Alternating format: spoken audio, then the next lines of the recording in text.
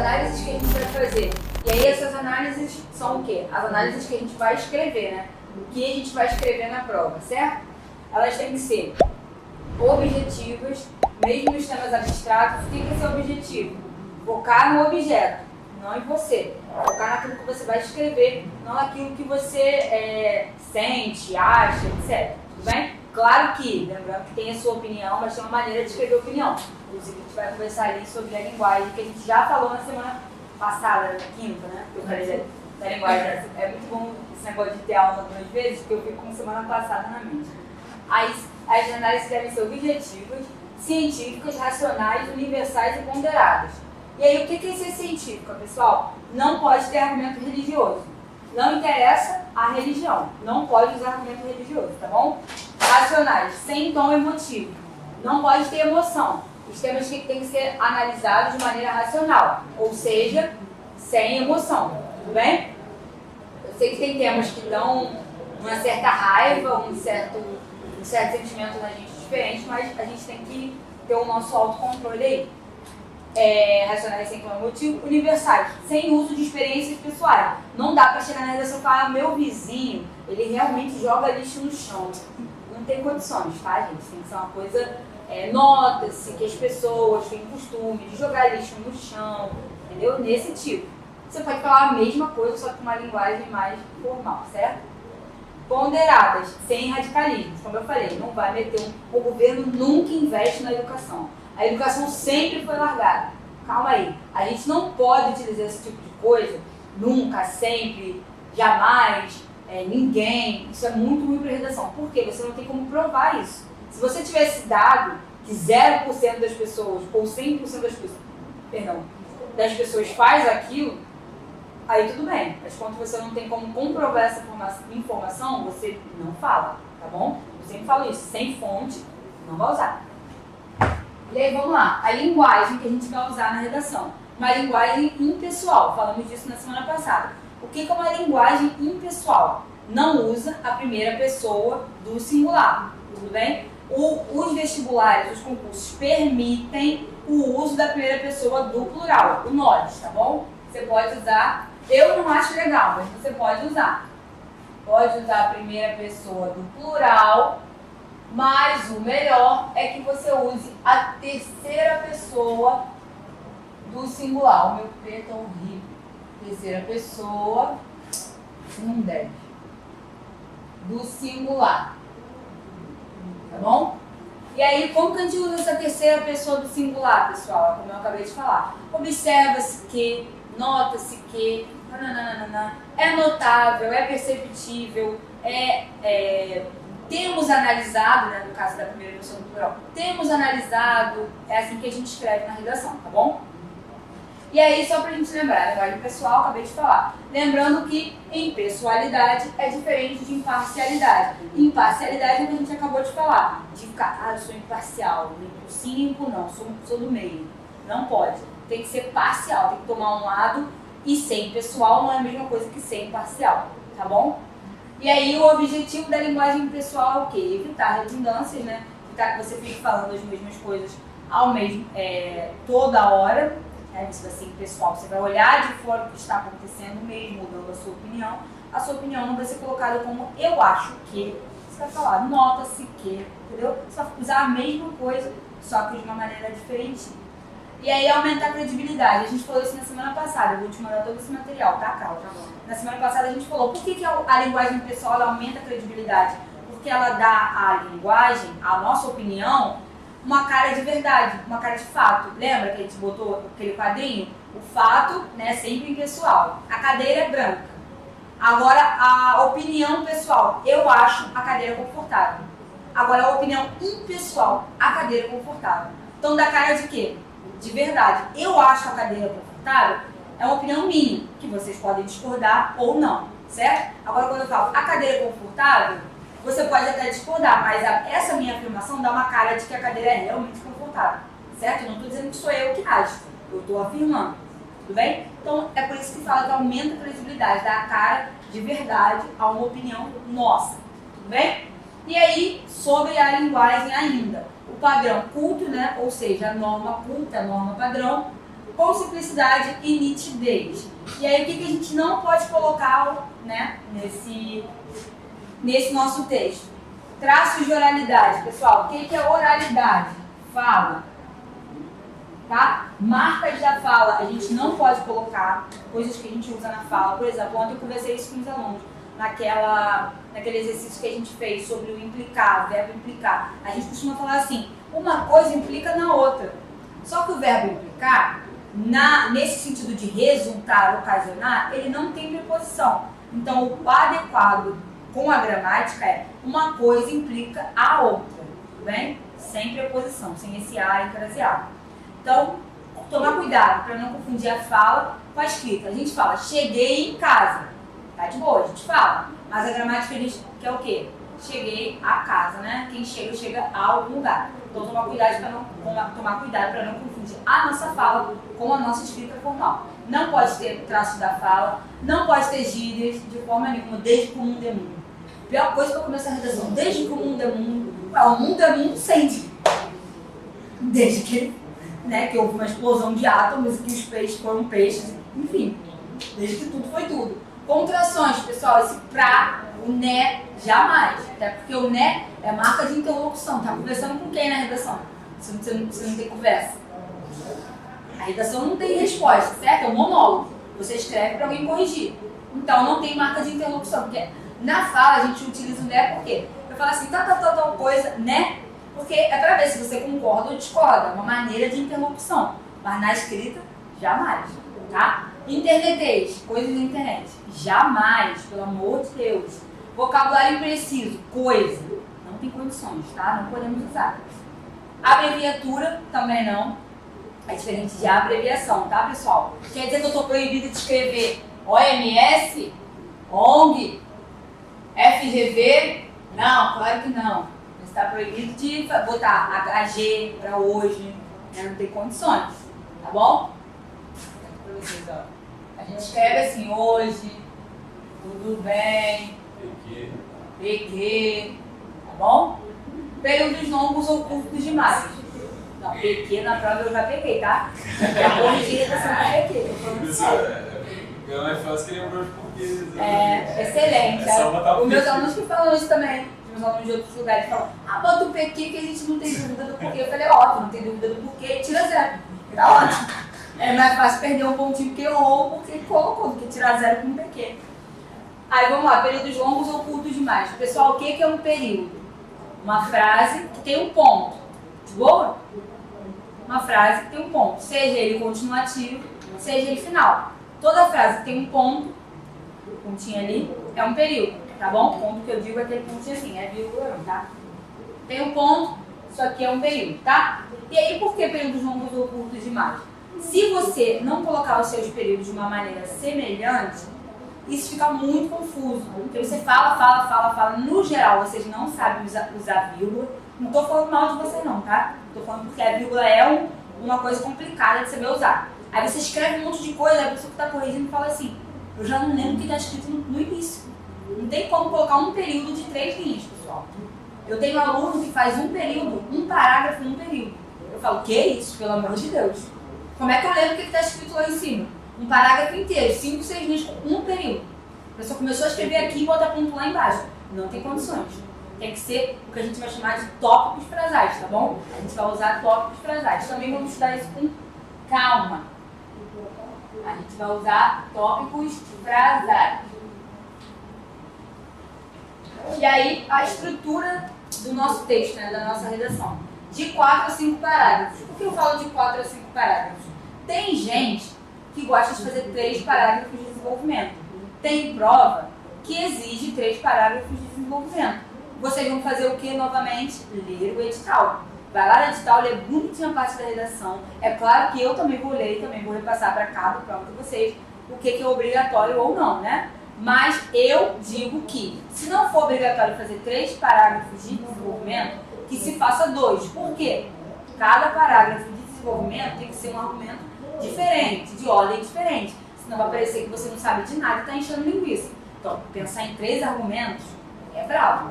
Eu prefiro que vocês façam 2, até para o próprio texto ficar fluido. Então, a gente pensa em um de introdução, 2 ou 3 no máximo de desenvolvimento e 1 de conclusão, tá bom? E aí as qualidades que a redação tem que ter.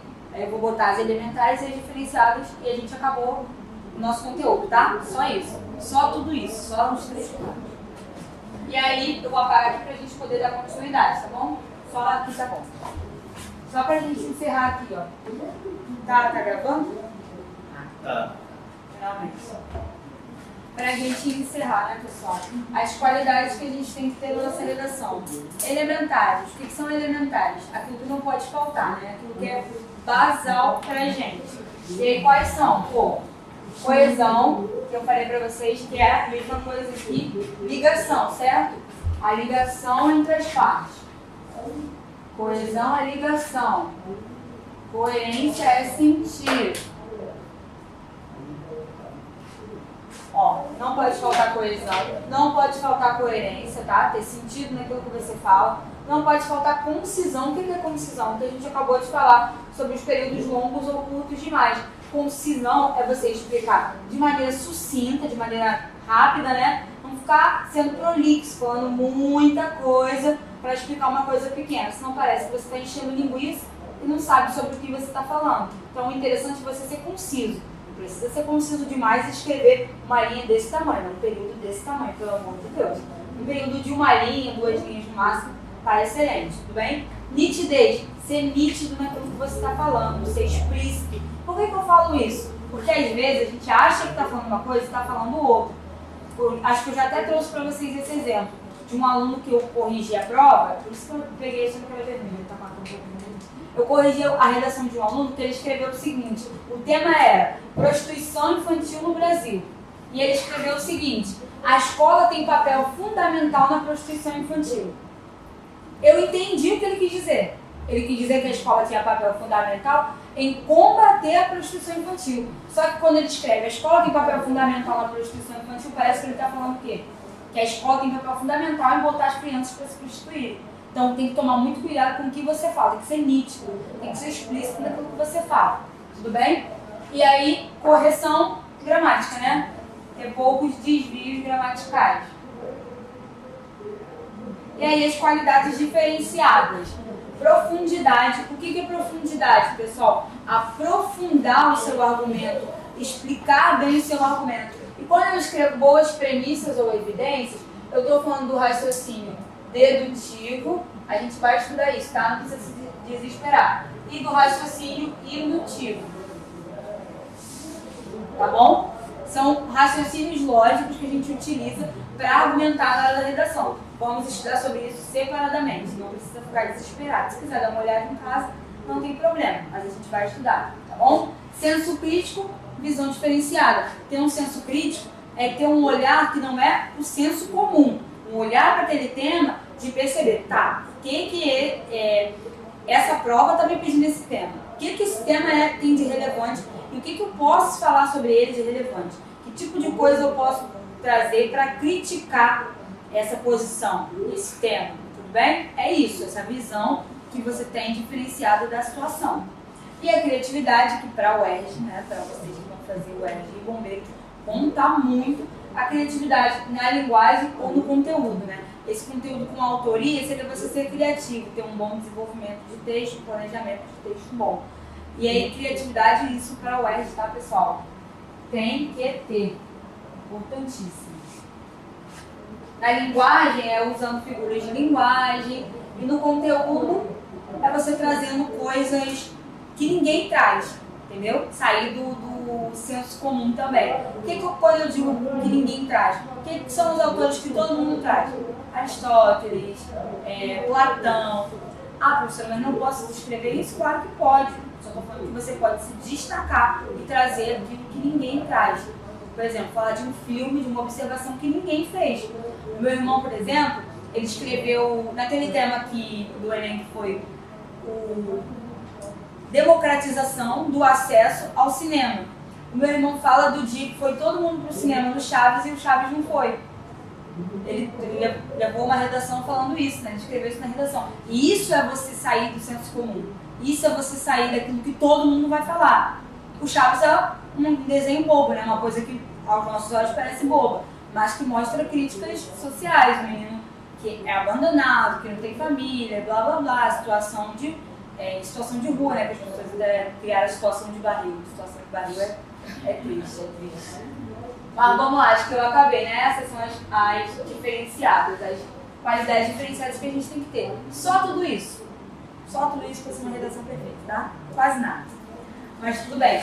Vamos fazer os exercícios agora? Como já está numa hora avançada, a gente pode fazer juntos. Aí eu vou ler o som. Aí nós paramos ali nos tipos textuais, certo? Aí a gente tem descrição, narração, carta argumentativa e dissertação, que é o que cai nas provas, certo? A dissertação argumentativa. Estava falando com vocês que antigamente a gente falava assim, escreva ou uma carta argumentativa ou uma dissertação argumentativa. E aí tinha aluno que ela dava as duas opções, e tinha aluno que ela falava assim, já tem um poema aqui, escreva uma carta para o Manuel Bandeira desse poema, escreva uma carta para o Drummond falando desse poema. E aí você ficava assim, porque a carta argumentativa ela é um pouco mais difícil do que a dissertação argumentativa, né? As regrinhas delas são muitas. Mas tudo bem, agora as coisas ficaram melhores, entre aspas. E aí vamos para o modelo dissertativo. Na dissertação a gente tem dois tipos de dissertação, certo? A gente tem a dissertação expositiva e a dissertação argumentativa. O que interessa para nós nas provas é essa aqui, tá bom? É o que cai em todas as provas, é o tipo textual que cai em todas as provas. E aí o que é a dissertação expositiva? Para a gente saber e não fazer. Ali eu escrevi um conceito bonitinho, né? Panorama imparcial de ideias e informações. O que é um panorama imparcial? Você abrange informações, né, ideias, sem opinar, sem se colocar ali. Já a dissertação argumentativa é completamente o oposto. Qual a grande diferença da argumentativa para a expositiva? É a opinião, ponto de vista, que a gente vai chamar de opinião, certo? Ou de tese.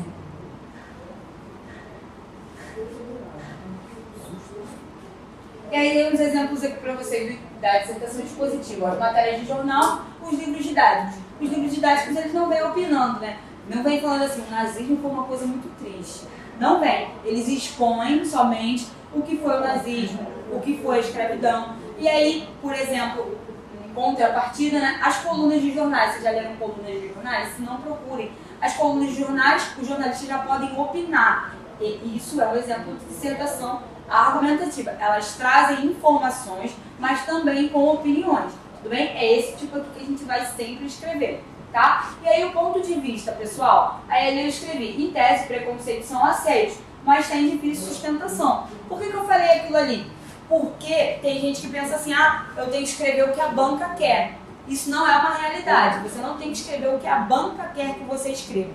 A banca quer que você produza um texto com aquele tema. O que você vai escrever, para eles não importa. O que importa para eles? É o seu potencial de argumentar aquilo ali, de dizer por que aquela sua opinião ela é real, ela se aplica na realidade. E aí, pessoal, por que eu falo que tem difícil, o preconceito ele tem difícil sustentação? Por exemplo, naquele tema que eu falei com vocês agora há pouco, de 2017 do Enem, foi Desafios na Educação de Surdos no Brasil. Teve gente que colocou assim na redação, os surdos têm que ser separados da sociedade, os surdos têm que ser colocados no fogo. E aí assim, sim gente, absurdo, teve gente que escreveu isso com a tranquilidade de, sabe, de estar produzindo um texto que vai para um instituto sério e que provavelmente pode ser publicado, sabe? E a pessoa escreve um negócio desse, tem que ser torturados, como era antigamente. E assim, você pode escrever isso? Pode, claro. Você vai tirar uma nota boa com isso? Com esse argumento? É claro que não. Em que pessoa, em que autor, em que filosofia você vai argumentar, você vai embasar uma opinião dessa? Não, porque de acordo com Aristóteles, os surdos, não existe isso, né, gente? Você ser a favor de tortura porque primeiro isso vai contra os direitos humanos. Primeiro isso vai contra a Constituição do nosso próprio país, certo? Então, é o tipo de coisa que não dá para defender. Mas assim, você pode escrever, quer escrever? Pode escrever, só que sua nota vai ser baixa, porque você não vai ter como argumentar uma opinião preconceituosa desse tipo. Como, por exemplo, racismo. Você pode escrever uma redação racista? Pode. Você pode ser preso? Pode também. Dependendo se for divulgado, né? Porque racismo é crime no Brasil, ainda bem. Entendeu? Num país que as pessoas não veem racismo como problema, a gente tem que tratar como crime. Fazer o quê? Aí não precisa adivinhar o que a banca pensa. A avaliação é do potencial de convencimento. Quanto você vai convencer o seu corretor de que aquilo que você está falando faz sentido e é real, tá bom? Tem coerência. E aí buscar pontos de vista originais, diferenciados. Vocês que vão fazer o R de bombeiro, cara, isso aqui tem que ficar na ponta da língua de vocês. Por que eu falo buscar pontos de vista originais diferenciados? É ser criativo, não ir pelo senso comum, não ir pela maioria, não ir pelo que você ouve, mas pensar assim, pô, eu acho que quando, né, o tema tem essa possibilidade de você concordar e discordar, eu acho que a maioria vai concordar, então eu vou tentar fazer uma redação discordando para ver se eu consigo ser diferenciado, para ver se eu consigo me destacar. Por quê, gente? É o que eu estava falando com vocês. Hoje, os concursos viraram selva. É muita gente para pouca vaga. Então, se você se diferencia, o olhar do teu corretor também é diferenciado. Ele vai olhar e falar, opa, claro, se diferenciar para o bom, não é para o mal. Se você se diferencia de escrever uma redação, pô, todo mundo está botando uma opinião, X, você vai para Y, caraca, olha, esse cara aqui já sabe do que ele está falando, esse cara aqui escreve bem. É claro que isso tudo a gente vai treinar, eu vou corrigir tempos de vocês, vou ajudar vocês a ter argumento, vou mandar material para vocês lerem, assistirem. E é muito importante que vocês, como eu falei com o João Pedro, leiam. É muito importante que vocês leiam. Não importa, preciso ler Machado de Assis? Não, você vai ler o que você gosta. Você vai assistir o que você gosta. Gosta de filme, gosta de série, gosta de livro de ficção, gosta de livro de literatura, não interessa. É importante vocês terem algum argumento, filosofia, sociologia, alguma coisa vocês têm que conhecer, vocês têm que ter para trazer como argumento para a prova, tudo bem? E aí a opinião deve ser nítida, seja extrema, seja intermediária. Aí ali um cuidado, pessoal, não confundir o ponto de vista, né, a opinião intermediária com a ausência de ponto de vista. O que é uma opinião intermediária? Eu sempre falo isso para os alunos quando eu corrijo as redações deles, que eu sou professora de redação já há um tempo, né? Então eu sempre falo isso para eles, eu falo assim, relativize, cuidado com as generalizações, com radicalismo, porque os alunos gostam muito de fazer coisas desse tipo. O governo nunca investe em educação. Isso é verdade? Isso não é verdade, né? Não é uma coisa que você pode comprovar. Você pode dizer, o governo investe muito pouco em educação. Olha como é diferente. É uma opinião intermediária, não é uma opinião extrema, certo? Mas não quer dizer que não tem uma opinião. Então tem que tomar cuidado. Ponto de vista intermediário, legal você relativizar. É diferente de ausência de ponto de vista, que é esse ficar em cima do muro. Na redação não tem nem de esquerda nem de direita. Na redação tem que ter posicionamento. Tem que ser, a minha opinião é essa. Eu concordo por isso e por isso. Eu discordo por isso e por isso. Isso é a redação. Não tem, eu acho que talvez possa ser isso, ou talvez possa ser aquilo, mas eu não sei. Não, não tem. É concordar ou discordar e argumentar com base na sua concordância e discordância.